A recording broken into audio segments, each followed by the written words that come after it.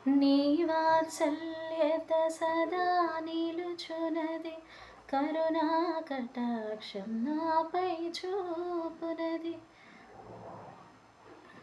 చూడండి, ఈరోజు దేవుడి వాక్య భాగంలో నుంచి ఆత్మీయత మరియు మానవ సంబంధాలు ఏ విధంగా ఉండాలి, మరి బైబిల్ ప్రకారంగా దేవుడు ఏం చెప్తున్నాడు, మనుషుల మధ్య సంబంధ బాంధవ్యాలు బలంగా ఉండాలంటే, మంచి ఆత్మీయతతో మన అనుబంధాలు ఉండాలంటే, మరి ఎలాంటి విషయాలు సంబంధాలలో కలిగి ఉండాలి, మరి ఏవి ఉండకూడదు, మరి ఏవి ఉంటే బలంగా ఉంటాయి, స్ట్రాంగ్ రిలేషన్స్ ఉంటాయి. హ్యూమన్ రిలేషన్స్ అనేవి ఇప్పుడు ఈ రోజుల్లో చాలా కొన్ని సందర్భాలలో కనుమరుగు అవుతున్నాయి.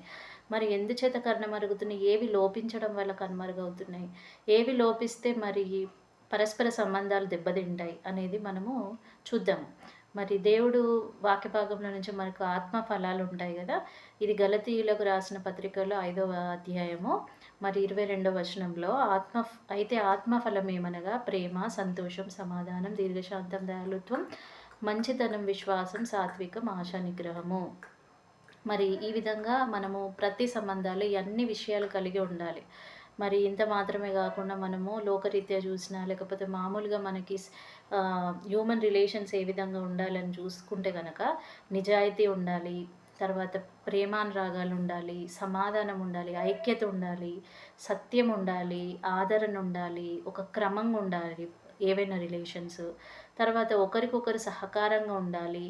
తర్వాత బలము, ఒకరు ఉండడం వల్ల ఆ బంధం వల్ల మనకి బలం ఏర్పడాలి. బలహీనంగా మనం అవుతున్నామనంటే ఆ బంధాలు కరెక్ట్ కావని అర్థము. సో బలం ఉండాలి, ఓదార్పు ఉండాలి, మన బాధలో ఉన్నప్పుడు ఓదార్చాలి. తర్వాత సహకారులుగా ఉండాలి, ఒకరికొకరు హెల్ప్ చేసుకోవాలి. కానీ నిస్సహాయతలో నెట్టివేసే కొన్ని సంబంధాలు ఉంటాయి, వాటి నుంచి మనం దూరంగా ఉండాలి. అవి దేవుడి చిత్తమైన సంబంధాలు కాదు. ఎవరైతే నిస్సహాయతలో నెట్టేస్తారో, మరి సహాయం కోసం ఇంకెవరినో మరి వెళ్ళి మరి అర్థించే విధంగా వాళ్ళు నెట్టివేస్తారు కదా, నిస్సహాయాలుగా చేస్తారు. అలాంటివి మరి దేవుడి చిత్తమైన సంబంధాలు కావు. మరి వివాహాలలో మరియు మరి ఫ్రెండ్షిప్స్లో మరి కొన్ని ఇప్పుడు లివింగ్ టుగెదర్స్ అని చెప్పేసి లేటెస్ట్గా మనము వింటున్నాం కదా. మరి ఇలాంటి విషయాలలో కూడా ఈ యొక్క ఏదైతే ఇవన్నీ చెప్పే విషయాలన్నీ కూడా ఉండాలి. అప్పుడే ఆ యొక్క సంబంధ బాంధవ్యాలు అనేవి ప్రాపర్గా మరి దేవుడి చిత్తానుసారంగా మరి మనకు బలంగా ఉండాలంటే ఈ విధమైన విషయాలు ఉండాలి, క్రమంగా ఉండాలి, మరియు స్నేహ బంధం ఉండాలి. తర్వాత సహకారులు ఇందాక చెప్పాను కదా, సహకారులుగా ఉండాలి. మరి తర్వాత ఆదరణ ఉండాలి. మరి ప్రతి బంధంలో అయినా మరి మనుషుల్లో మరి కుటుంబాలలో అయినా సరే, ఇప్పుడు ఒక కోడలు ఇంటికి వచ్చిందనుకోండి, మన ఇంటికి కొత్త కోడలు వచ్చిందనుకోండి, అప్పుడు అలాంటి బంధాలలో ఏముండాలంటే న్యాయం ఉండాలి, ధర్మం ఉండాలి. కోడల్ని కూతురులాగా చూసుకోవాలి, మంచిగా చూసుకోవాలి, మన ఇంటి వ్యక్తుల్లాగా కలుపుకోవాలి, ఇంటి వ్యక్తుల్లాగా చూడాలి. మరి మన ఇంట్లో వాళ్ళని ఏ విధంగా ప్రేమిస్తామో మరి మన ఇంటికి వచ్చిన ఒక వ్యక్తి పట్ల కూడా అదే విధంగా ప్రేమ కలిగి ఉండాలి. మరి అంత మాత్రమే కాకుండా మరి సంబంధ బాంధవ్యాలలో ఇంకేమేమి ఉండాలి అని అంటే భద్రత, వెరీ ఇంపార్టెంట్ భద్రత. మరి ఒక కొత్త మనిషి మన ఇంటికి వస్తున్నప్పుడు మనం వారికి భద్రత కల్పిస్తున్నామా, వారు సేఫ్గా ఫీల్ అవుతున్నారా, సెక్యూరిటీగా ఫీల్ అవుతున్నారా. మరి తర్వాత మన బాంధవ్యాలలో సత్యం ఉండాలి, అంటే ట్రూత్ ఉండాలి. మరి దాచిపెట్టేసి కొన్ని విషయాలు దాచిపెట్టి రహస్యాలుగా మరి కొన్ని చెప్పరు కదా. ఆ విధంగా కాకుండా మరి బంధం కూడా ట్రూత్ఫుల్గా ఉండాలి. అంటే చెప్పేది పైకి చెప్పేది ఒక విధంగా ఉండి లోపల ఆ యొక్క ప్రేమ లేకపోతే పైకి ప్రేమ నటిస్తే దట్ ఈస్ నాట్ ట్రూత్. మరి ఇంకోటి ఏంటి అని అంటే దయ ఉండాలి, విశ్వాసం ఉండాలి, నమ్మకం అనేది వెరీ ఇంపార్టెంట్. నమ్మకం అంటే ఒకరి ఎడల ఒకరికి నమ్మకం ఉండాలి. పలానా వాళ్ళతో మనము స్నేహం చేస్తే వాళ్ళు మనల్ని బాగా చూసుకుంటారు, మనం మంచిగా ఉంటాము అని చెప్పి ఒక నమ్మకం అనేది ఉండాలి. తర్వాత మనము పరస్పర అవగాహన ఉండాలి, ఒకరి పట్ల ఒకరికి ఏముండాలి, అవగాహన కంప్లీట్గా ఉండాలి. తర్వాత ఇంకోటి ఏముండాలంటే మంచి సంభాషణ కూడా ఉండాలి, అంటే కమ్యూనికేషన్ వెరీ ఇంపార్టెంట్. మరి కమ్యూనికేషన్ లేకుండా ఏ బాంధవ్యాలను మనం కొనసాగించలేం కదా. ఏ బంధాలు నిలబడాలన్నా సరే ఒక మంచి కమ్యూనికేషన్ అనేది వెరీ ఇంపార్టెంట్. తర్వాత ఇంకొకటి ఉత్తమమైనది అంటే చాలా ఇంపార్టెంట్ విషయం ఏంటంటే గౌరవం కలిగి ఉండాలి ఒకరి ఎడల ఒకరు. భార్య పట్ల భర్త అయినా, భర్త పట్ల భార్య అయినా గౌరవం కూడా ఇంపార్టెంట్. అగౌరవంగా మనం ఉంటే అప్పుడు ఆ బంధాలు అనేటివి తెగిపోతాయి. తర్వాత దేవుడు ఏం చెప్తున్నాడు అని అంటే మరి నిన్ను వలె నీ పొరుగు వారిని ప్రేమించుము అని చెప్పేసి దేవుడు చెప్తున్నాడు కదా. అదేవిధంగా నీ పొరుగువారంటే నీ కుటుంబ వ్యక్తులు గానీ, నీ నీ సహకారులు గానీ, లేకపోతే నీ యొక్క భార్య గానీ, భర్త గానీ, నీ ఫ్రెండ్స్ గానీ, లేకపోతే నీ అన్నదమ్ములు గానీ, అక్క చెల్లెలు గానీ, మరి మన మామలు, అత్తమ్మలు, మరి ఇలాంటి బంధువులన్నిటిలో గూడా నిన్ను నువ్వు ఏ విధంగా అయితే గౌరవించుకుంటావో, ప్రేమించుకుంటావో వాళ్ళ పట్ల గూడా నువ్వు అదే ప్రేమ కలిగి ఉండాలి. తర్వాత ఇంకొకటి ఇంపార్టెంట్ విషయం ఏంటంటే, మరి మనం కోరుకున్న వ్యక్తి పట్ల మనము ఇవన్నీ విషయాలు మనం వారికి ఇవ్వగలిగేటట్టుగా, అంటే ఇప్పుడు కొన్ని వివాహాలలో మనము చూస్తూ ఉంటాము. దేవుడి చిత్తమైన వివాహం ఏంటి? దేవుడి చిత్తమైన బంధాలేంటి అని జెప్పేసి. మరి ఆ దేవుడి చిత్తమైన బంధాలలో ఇవన్నీ ఉండాలి. ఇప్పుడు దేవుడు ఆత్మఫలాల గురించి చెప్పాడు గదా. అందులో ఏమేమి ఉన్నాయి? ప్రేమ ఉంది, సంతోషం ఉంది, సమాధానం ఉంది. మరి ఏదైనా బంధాలు ఉన్నాయి అనంటే, ఇప్పుడు మనకొక రిలేషన్స్ మనకు కొత్తగా వస్తున్నాయనుకోండి, లేకపోతే వివాహం కొత్త మ్యాచెస్ వస్తున్నాయనుకోండి, మరి అలాంటి మ్యాచెస్‌లో ఏమేమి ఉండాలి అంటే ప్రేమ ఉండాలి, సంతోషంగా ఉండాలి. ఇరువైపులా చాలా హ్యాపీగా ఉండాలి. తర్వాత సమాధానం పీస్‌ఫుల్‌గా ఉండాలి. తర్వాత ఎటువంటి గొడవలు, కలహాలు, తర్వాత విద్వేషాలు, పగలు ఇలాంటివి ఉండకూడదు. మరి దీర్ఘశాంతంగా ఉండాలి. మరి ఈ యొక్క రిలేషన్స్‌లో శాంతిపూర్వకంగా ఉన్నాయా? పీస్‌ఫుల్‌గా ఉన్నారా? అంత పరిస్థితులు పీస్‌ఫుల్‌గా ఉండాలి. తర్వాత దయాలుత్వం ఉండాలి. ఒకరి ఎడల ఒకరికి ఏముండాలి? దయ ఉండాలి. పగలు, కక్షలు ఉండకూడదు. మరి మంచితనం ఉండాలి. విశ్వాసం ఉండాలి. ఒకరి ఎడల ఒకరికి విశ్వాసం, నమ్మకం ఉండాలి.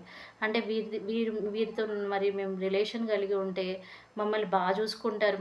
మా కొరకు ప్రాణమైన ఇస్తారు అనే అంత నమ్మకం ఉండాలి.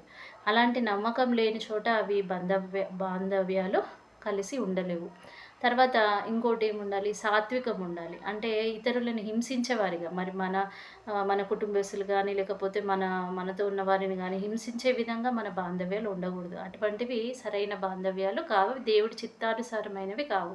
మరి ఆశా నిగ్రహం ఉండాలి. నిగ్రహం అంటే సెల్ఫ్ కంట్రోల్ అనంటే కోపం గానీ, ఆవేశం గానీ, ద్వేషం గానీ, ప్రేమ గానీ ఏవైనా సరే మన కంట్రోల్‌లో ఉంచుకోగలగాలి.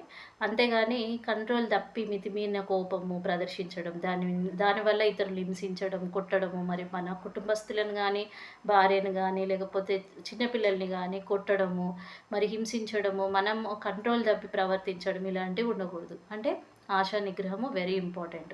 మనల్ని మనం కంట్రోల్ చేసుకోవాలి. కోపతాపాలు, భావోద్వేగాలు, ఎమోషన్స్ అన్నీ మన కంట్రోల్‌లో ఉన్నప్పుడే ఈ యొక్క సంబంధ బాంధవ్యాలనేటివి ప్రాపర్‌గా ఉంటాయి. మరి ఇప్పుడు ఎంతోమంది భార్యాభర్తలు విడిపోతున్నారు గదా. మరి వీటికి కారణాలు ఏంటి అనంటే సెల్ఫ్ కంట్రోల్ లేకపోవడం గూడా. అంటే వాళ్ళ కోపాన్ని అణిచివేసుకోలేక, వాళ్ళని వాళ్ళు కంట్రోల్ చేసుకోలేకపోవడం వల్ల భార్యలను హింసించడం, వేధించడము, నాకు కోపమొస్తే నేను చంపేస్తా, నేను అనే ఒక హింస ధోరణి కలిగి ఉండడము.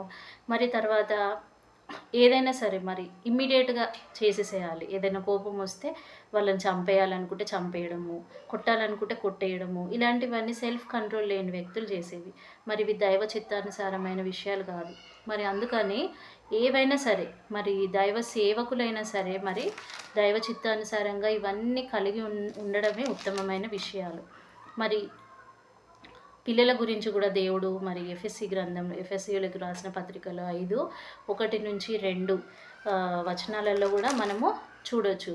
ఏమని చెప్తున్నాడు అనంటే దేవుడు, మరి పౌలు ఎఫెసీయులకు రాసిన పత్రికలో, కావున మీరు ప్రియులైన పిల్లల వలె దేవుని పోలి నడుచుకొనుడి. మరి పిల్లలు కూడా ఏ విధంగా ఉండాలి? క్రీస్తు మిమ్మును ప్రేమించి పరిమళ వాసనగా ఉండుటకు మన కొరకు తన్ను తాను దేవునికి అర్పణంగాను బలిగాను అప్పగించుకొనెను. అలాగున్నే మీరును ప్రేమ కలిగి నడుచుకొనుడి. తర్వాత మనలో ఏమి ఉండకూడని లక్షణాలు ఏంటి అనంటే జారత్వమే గానీ, అపవిత్రతే గానీ, లోభత్వమే గానీ వీటి పేరైనను ఎత్తకూడదు. ఇదే పరిశుద్ధులకు తగినది. చూడండి, మరి కృతజ్ఞతావచనమే ఉచ్చరించాలి మనము. అంతేగాని బూతులైన, పోకిరి మాటలైనను, సరసోక్తులైనను ఉచ్చరింపకూడదు. మరియు విగ్రహారాధకుడే ఉండకూడదు, అపవిత్రుడే ఉండకూడదు, వ్యభిచారి ఉండకూడదు, లోబి అయి ఉండకూడదు. మరి తర్వాత ఒకవేళ ఈ యొక్క చెడు లక్షణాలు మనలో ఉంటే మనము దేవుడి యొక్క రాజ్యమునకు హక్కుదారుడు కాడు అనే సంగతి మీకు నిశ్చయంగా తెలియను. తర్వాత 6వ వచనము, వ్యర్థమైన మాటల వలన ఎవడునూ మిమ్మల్ని మోసపరచనీయకుడి. ఇట్టి క్రియల వలన దేవుని ఉగ్రత అవిధేయులైన వారి మీదకి వచ్చును గనుక మీరు అట్టి వారితో పాలువారై ఉండకుడి. మరి వ్యర్థంగా మాట్లాడడము, దీనివల్ల మోసం చేయాలనుకోవడం ఇతరులని, మరి మనమేదో ప్రయోజనం పొందాలని ఇతరులను మోసం చేయాలనుకోవడము. మన మనసులో ఒకటి ఉంటది. మనం చెప్పేది ఒక విషయం ఉంటది. మనం ఒక ప్లాన్ కలిగి ఉంటాం అనుకోండి. సపోజ్ ఎవరైనా మోసపూరితమైన ప్లాన్ అంటే వారికి క్షేమం చేయాలని కాదు. వారి నుంచి మన లాభాన్ని అపేక్షించి వారికి నష్టం చేయాలి తర్వాత అనే ఒక ప్లాన్‌తో కలిగి ఉండి, మరి వారితో మంచిగా ఉండడము, ప్రేమగా ఉన్నట్టు నటించడము, లేకపోతే బాధపడడం వారు లేకపోతే, మరి ఇలాంటివన్నీ గూడా దేవుడు అలాంటి వారితో పాలువారై ఉండకూడి అని చెప్తున్నాడు. మరి మోసపరచనీయకుడి.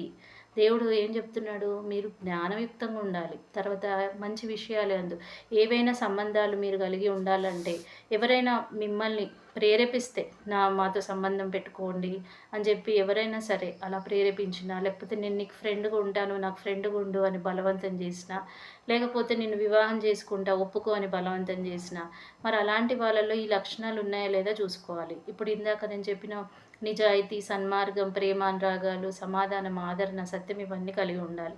ముఖ్యంగా వివాహం చేసుకునే విషయాలలో కలిగి ఉండాలి. ఎందుకంటే అవతల వ్యక్తులు వాళ్ళ కుటుంబము, వాళ్ళు ఏంటి మనకు కంప్లీట్‌గా తెలీదు. వారి యొక్క పద్ధతులేంటి, ఆచారాలేంటి, మరి వాళ్ళ హ్యాబిట్స్ ఏంటి మనకు తెలవదు. మరి మనం తెలియకుండా మరి వారు డబ్బుందనో, పలుకుబడుందనో, లేకపోతే ఇంకేదో ఉందనో మనము తొందరపడి వివాహం చేసుకుంటే తర్వాత మనం చాలా నష్టపోవాల్సుంటది. ఎందుకు అనంటే మనం దైవ చిత్తానుసారమైందా కాదా ఏ విధంగా చెక్ జేసుకోవాలంటే, మరి వారు మనకి పరిచయమైనా గానీ, వారు మనతో బంధం కలుపుకోవాలనుకున్నా గానీ, మరి వాతావరణం